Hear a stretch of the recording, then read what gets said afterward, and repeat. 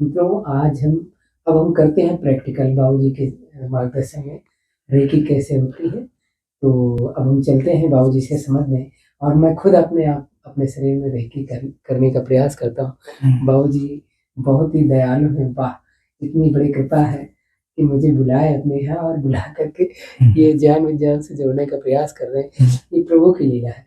पर कहते हैं ना, जहाँ मन सात्विक विचारों से हो कि दूसरों की सेवा करने का भाव हो, तो नो डाउट हमें ईश्वर कोई न कोई मार्ग दे देते हैं प्रगति का।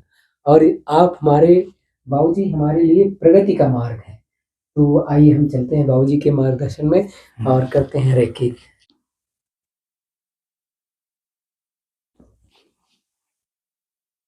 तो थोड़े से पैर चौड़े कर लीजिए।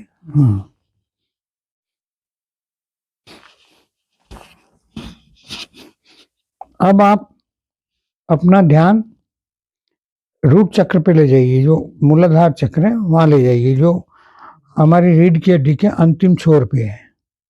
और मैं बोलूँगा लम, तो आप भी बोलिएगा लम। मतलब तो मैं अब स्टार्ट कर रहा हूँ। तो उसके पहले मतलब आप जिन भी प्रभु को मानते हैं उनके चरणों में नमन कर लीजिए। हे परम पिता परमेश्वर, हे सर्वशक्तिमान, अनंत शक्तियों से युक्त हे प्रभु, आप अनंत हैं, दिग्दिगंत हैं, परम शक्ति हैं, परम ब्रह्म हैं, अजर हैं, अमर हैं, अविनाशी हैं।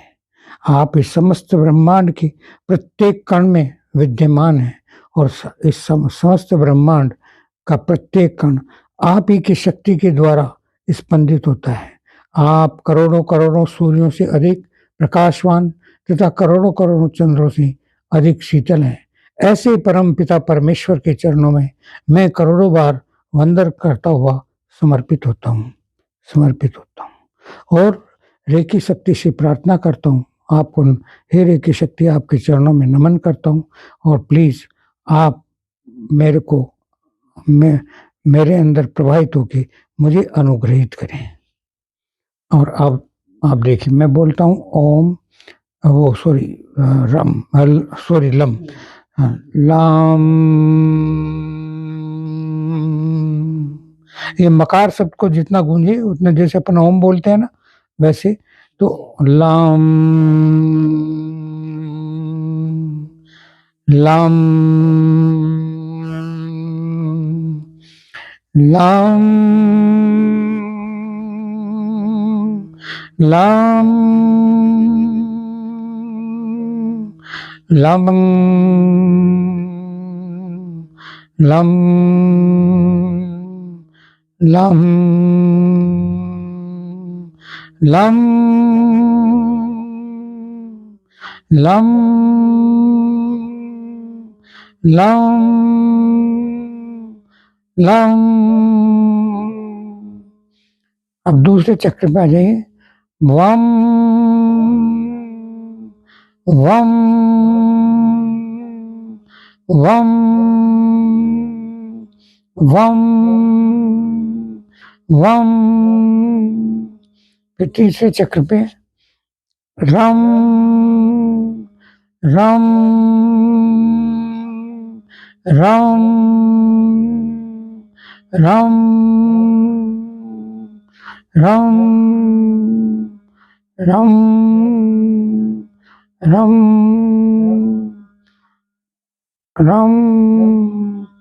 रम रम रम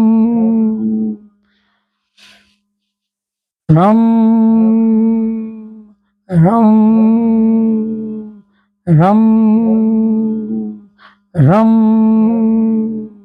रम रम। अब हम हाथ चक्र पे आते हैं। इसको अनाहत चक्र भी बोलते हैं। तो अनाहत चक्र का ये हम भी हैं और ये हृदय चक्र है। तो इसको हम बोले, हम हम हम हम हम हम हम हम हम हम हम हम हम हम हम हम फिर हम आते हैं विशुद्ध चक्र पे। तो ये जो विशुद्ध चक्र गले का चक्र है और इसको ओम बोलिए। ओम ओम ओम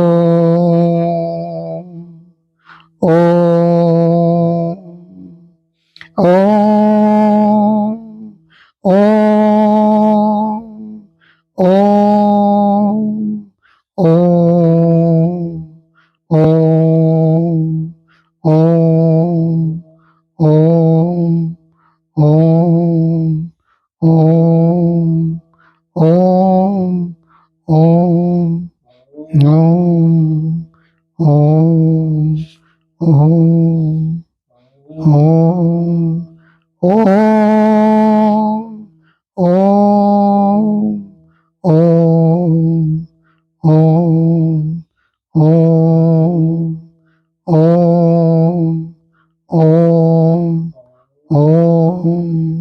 ओम ओम ओम फिर इसके बाद में फिर ओम बोलते हैं। जो आईब्रो है उनके बीच में ध्यान लगा के ओम ओम ओम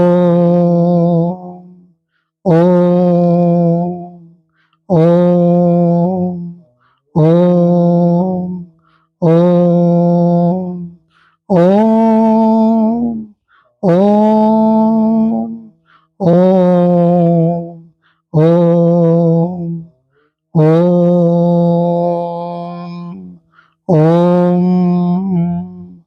ओम ओम ओम फिर इसके बाद में आप सहस्त्रार चक्र पे सिर्फ ध्यान लगाइए अपने मन में। सोचिए कि मैं कौन हूं, कहां से आया हूं, मैं जो चल रहा हूं, मैं फिर रहा हूं, मैं घूम रहा हूं, ये सब कैसे हो रहा है और वो क्या चीज है जब ये शरीर में से आत्मा निकल जाती है। वो क्या चीज है जब सारा शरीर निष्क्रिय हो जाता है। तो मैं कुछ भी नहीं हूं, ये सोचिए।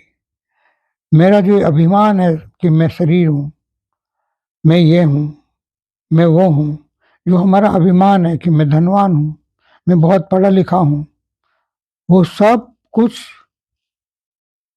मैं नहीं हूं। मैं जो हूं वो विशुद्ध आत्मा हूं, अनंत हूं, अमर हूं, अजर हूं। और मैं उस परम पिता परमेश्वर सर्वशक्तिमान का एक, उसकी जो प्रकाश का पुंज है, उस पुंज का एक अंश हूं। मैं आत्मा हूं, मैं आत्मा हूं, मैं अजर हूं, मैं अमर हूं, मैं अविनाशी हूं। अहम ब्रह्मास्मि, ये हमारे हिंदू धर्म में कहा गया है। मैं ही ब्रह्म हूं, मैं ही सर्वशक्तिमान हूं, मैं ही इस सृष्टि का करता हूं। मेरे अंदर अनंत शक्ति है, अनंत ज्ञान है और मैं प्रभु का प्रकाश पुंज होने के नाते मेरा इन सब शक्तियों पर जन्म सिद्ध अधिकार है। हे परमात्मन, मेरे से अब तक के जीवन में जो भी त्रुटियां हुई हो, किसी का मन मैंने दुखाया हो, किसी के प्रति मेरे भाव गलत हुए हो, किसी भी प्रकार से मन से, वचन से, काय से किसी का भी मैंने अहित किया हो, तो मैं उसके लिए क्षमा प्रार्थी हूं।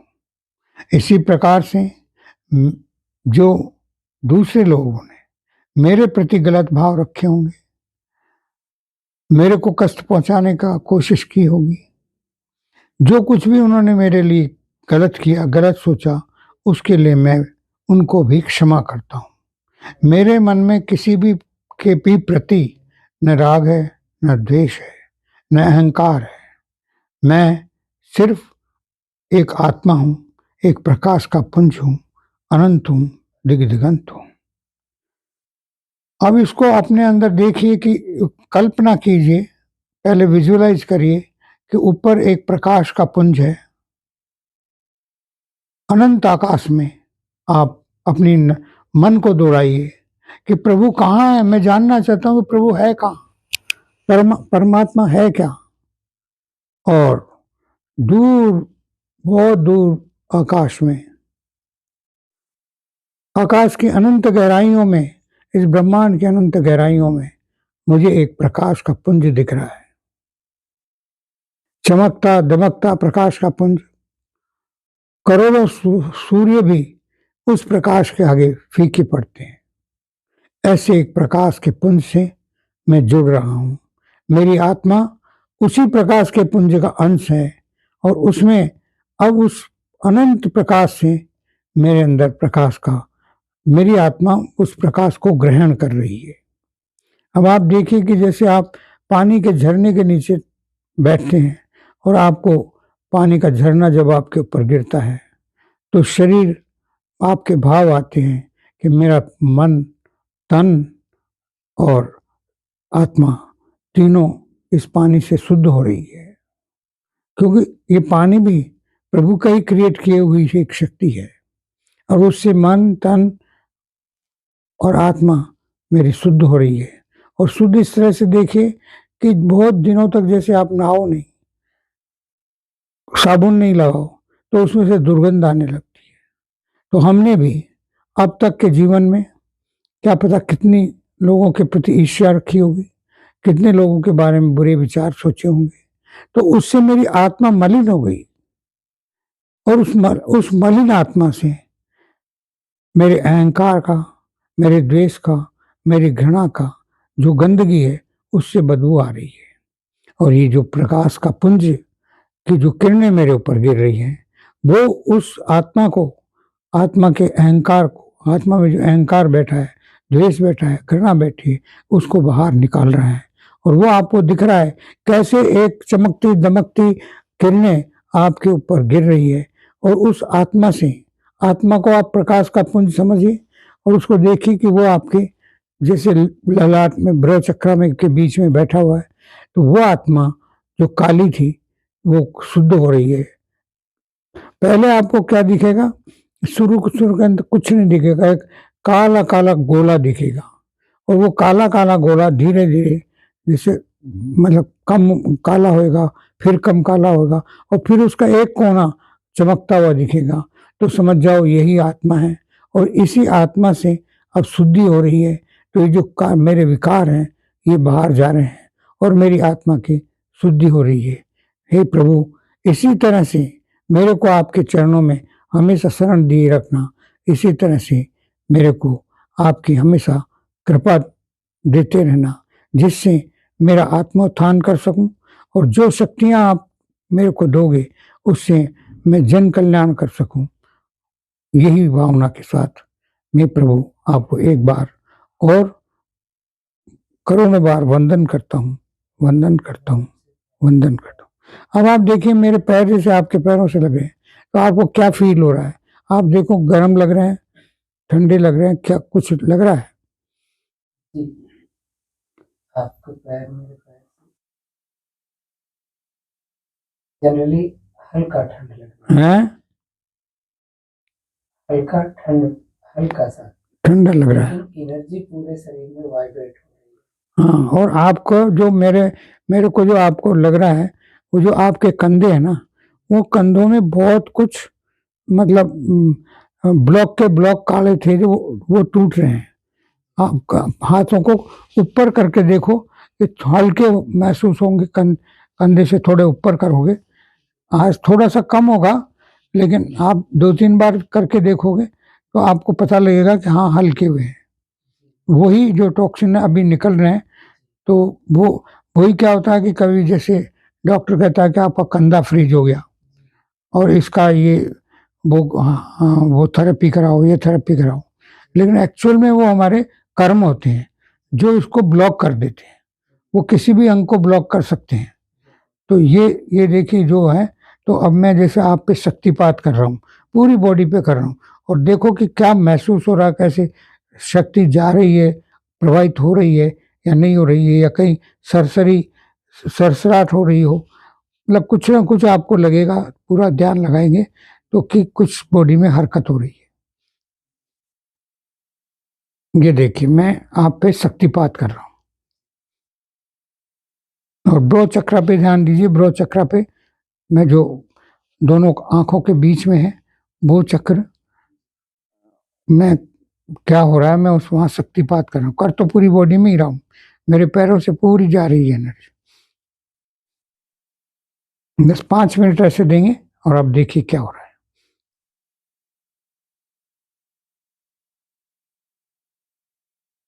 मेरे सिर से देखो आपके ऊपर, ये जैसे झरने के नीचे बैठे हो ऐसे शक्ति आ रही है ऊपर से, सीधा ब्रह्मांड से आ रही, ये आप पे गिर रही है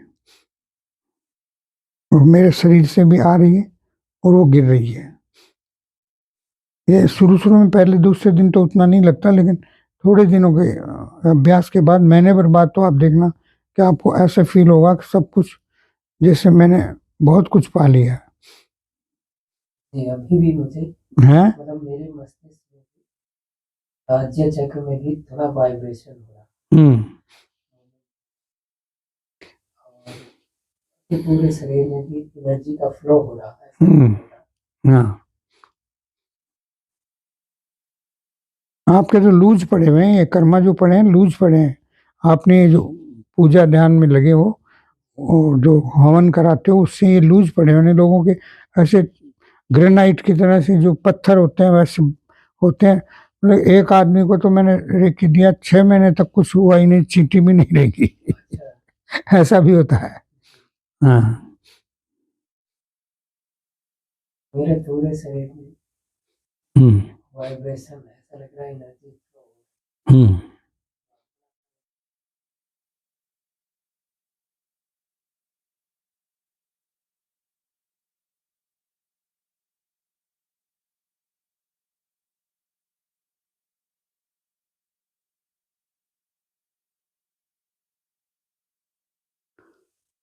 अब देखो मैंने पहले ब्रो चक्र पे ये किया है, आज्ञा चक्र पे। अब मैं आपके गले के चक्र पे कर रहा हूँ। मैं सब चक्रों को शुद्ध कर रहा हूँ, जिससे वो घूमने लग जाए। कभी ये टॉक्सिन फंसे होते हैं तो घूमते नहीं है, तब भी हमारे अंदर विकार आ जाते हैं। ये जो चक्र घूमते हैं उसी से, ये सूर्य के चारों तरफ और ग्रह चक्कर काटते हैं, ऐसे ये जब घूमते हैं तब हम ऊर्जा लेते हैं ऊपर भगवान से, और ये हमारे शरीर को ऊर्जा देते हैं। अभी देखो हम जहाँ गले का चक्र है उसको शुद्ध कर रहे हैं, फिर ये आपके हार्ट चक्र पे, ये देखें, और फिर ये मणिपुर चक्र पे,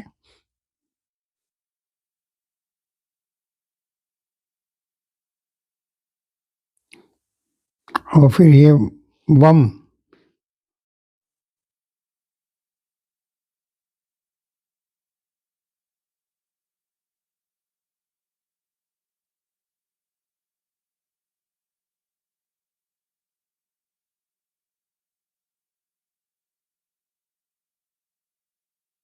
और फिर सबसे नीचे के चक्र पे।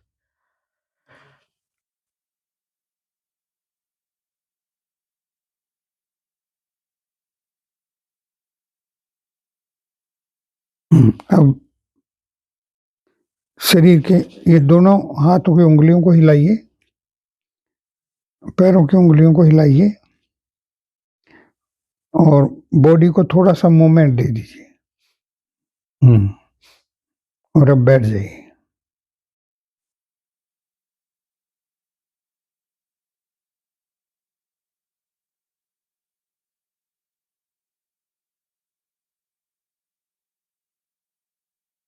अब देखो आपको क्या महसूस हो रहा है?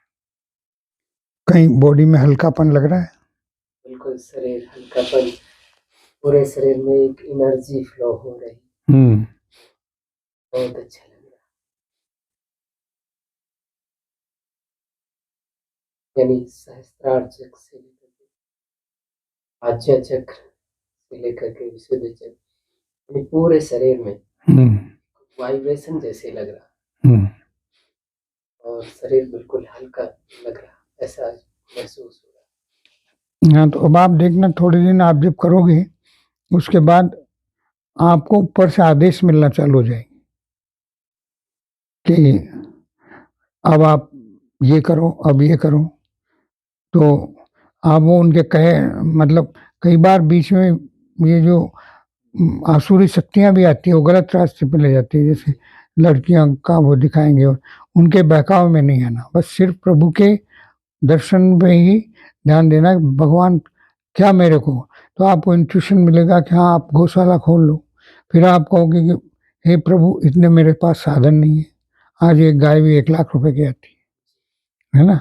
तो इस तरह से फिर वो अपने आप गाइडेंस देंगे, अपने आप आपसे वो आदमी मिलने आ जाएगा जो आर्थिक रूप से आपको जमीन भी देगा और गौशाला भी खुलेगी, ये ऐसा है। तो आज हमने बाबूजी से इस ज्ञान विज्ञान को सीखा, बड़ा सुखद अनुभव हुआ मुझे। बिल्कुल शरीर में एक एनर्जी का फ्लो अभी तक भी हो रहा, बड़ा सुंदर। तो क्योंकि बाबूजी का जैसे कि कहना है कि हम यज्ञ के ज्ञान विज्ञान से जुड़े हैं, अध्यात्म से जुड़े हैं, एक पहले से एक मतलब मूलाधार से लेकर सहस्त्रार चक्रों का एक जागरण है, उसका प्रभाव है। अन्यथा किसी किसी को 6 महीने तक पेमेंट नहीं होता। आपका कहने का आशय ये है। तो हम आपके एक अलग एनर्जी का फील कर रहे हैं, तो बाबूजी को हम हृदय से धन्यवाद देंगे और साधुवाद करते हैं इनके लिए।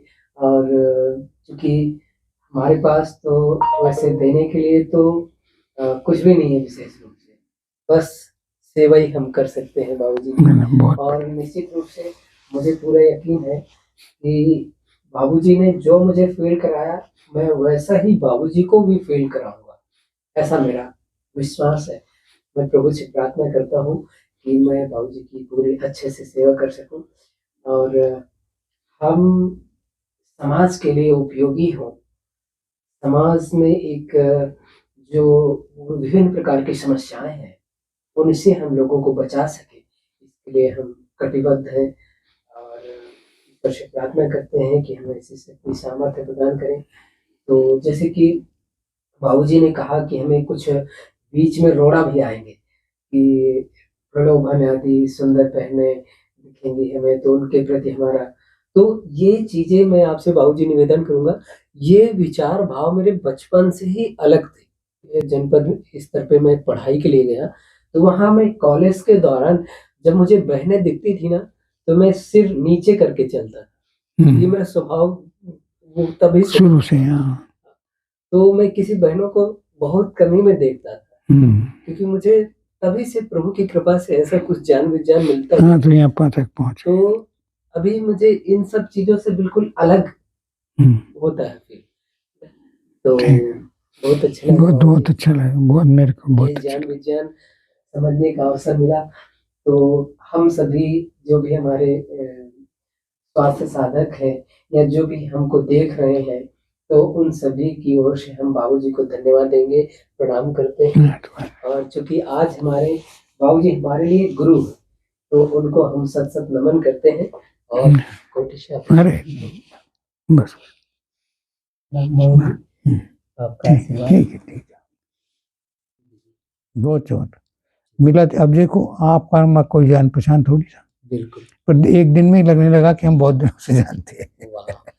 और आपके देखिए जैसे कि हम सेवा के दौरान बहुत व्यस्त रहते हैं, तो बाबूजी मेरे पास संदेशा भी आज भिजवाए और सुबह भी बोले और अभी फ़ोन करके भी मेरे पास 2 बार हाँ, फ़ोन आया। हाँ, वो तो बोले मेरे आप ड्राइवर को कहाँ हो? बोल दिया था, मैंने कहा बाबूजी को जो है बाबूजी के पास जाना है।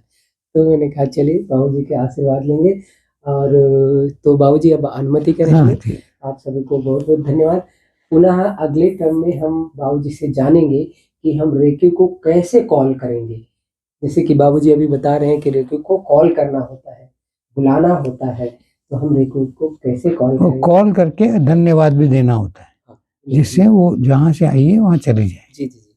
तो आप सभी को पुनः साधुवाद, ओम, धन्यवाद, प्रणाम। आप सभी हँसते रहें, मुस्कुराते रहें, खुश रहें और खुशियाँ बाँटते रहें। ओम। बाबूजी प्रणाम। प्रणाम। धन्यवाद। अच्छा।